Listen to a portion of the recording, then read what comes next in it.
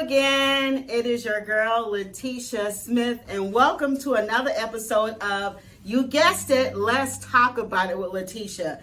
Again, all month long for the month of December, we are going to be talking all things finance. Yes, something that I absolutely love to talk about. I can go and talk for hours when it comes to finance. There's so many different levels to this. So this episode, we are going to be talking about financial goals. Yes, these are some things that I have conversations a lot with my clients. What I do basically, for those of you who don't know, is that I work with businesses as well as individuals who are in corporate America. And we talk about everything from financial goals to retirement, to profit and loss statements, to, just making sure that the business is profitable and that they can be able to set themselves up for those who definitely own their businesses to be able to sell it at one point if they want to, or just to be able to pass down a profitable business to their children and their family. So in doing that, a lot of the conversation stems from, asking the hard questions.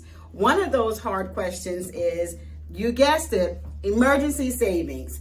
Now, for a business owner, I can tell you, if this is not something that you are planning for, on a minimum, a monthly basis, you're setting yourself up for the long haul.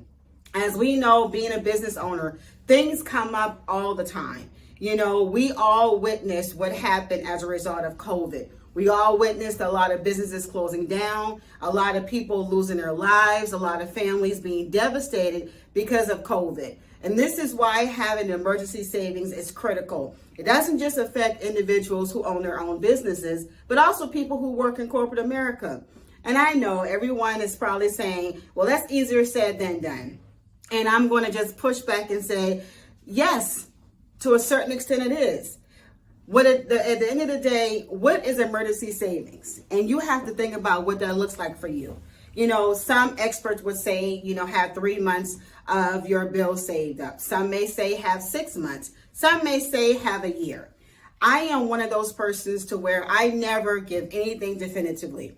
I always give an example of what could or what may be, because there is nothing that's definitive, because anything can wipe out a year. I always say, start with something. At the end of the day, I would rather you start with something and be able to build off of that. And what does that mean? It's not necessarily just about the dollar amount. It's really about the habit.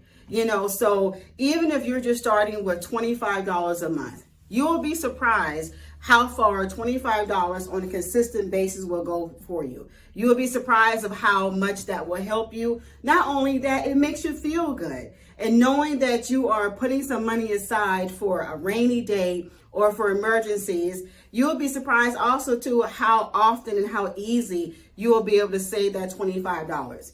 Now, obviously, $25 is not going to, pay your mortgage or pay your rent, but even your car payment. But over time, it very well can. Again, it's all about just starting somewhere and getting in the habit. The second thing is, I would tell you, for looking at your finances, is planning on a big purchase. For some people, that big purchase may be buying a house. Some people, that big purchase may be buying a car. Whatever that big purchase is for you that you're going to make in 2024, you want to budget and plan for that. Again, there's nothing like an emergency or something coming up, or even in this case, you want to have a big purchase and you need a lump sum of money, $10,000, $15,000. And now, because you didn't budget or plan for it, you're depleting a good chunk of either your savings or just money that you already have that's allotted for other things out of that. You don't want that to happen. So let's start thinking about what big purchases that you want to make in 2024. And let's start putting a budget aside to plan for that and how you can be able to purchase whatever that is going to be in a timely manner, but more importantly, in a way that's not going to break the bank. And the last thing I would tell you is, not everybody is going to be retiring in 2024, but you should start to be thinking about retirement and what that looks like for you. Too often, especially in my profession, I have a lot of clients that will come to me because they own their own business thinking about they want to retire. The problem is that their retirement is sooner rather than later. That can be in the next 3 years, the next 5 years, and for some, even the next 10 years. Now, that sounds like that's a long time away, but in reality, it actually is not, especially when you're a business owner. This is something that you have to make as part of your daily budget, your monthly budget for your business. And just like with everybody else who may be in corporate America, you need to be doing the same, whether you're saving in 401k, whether you have an IRA, whether you have some mutual funds, money markets, whatever those tools that you have that you're using. At the end of the day, the biggest question you need to ask yourself is, how am I going to retire? Number one. And the second biggest question is, how much money do I need to retire? Because for those individuals who actually are putting money aside in a retirement account, you may not be putting enough aside for you to be able to retire in that next 3 to 10 years if that's your window.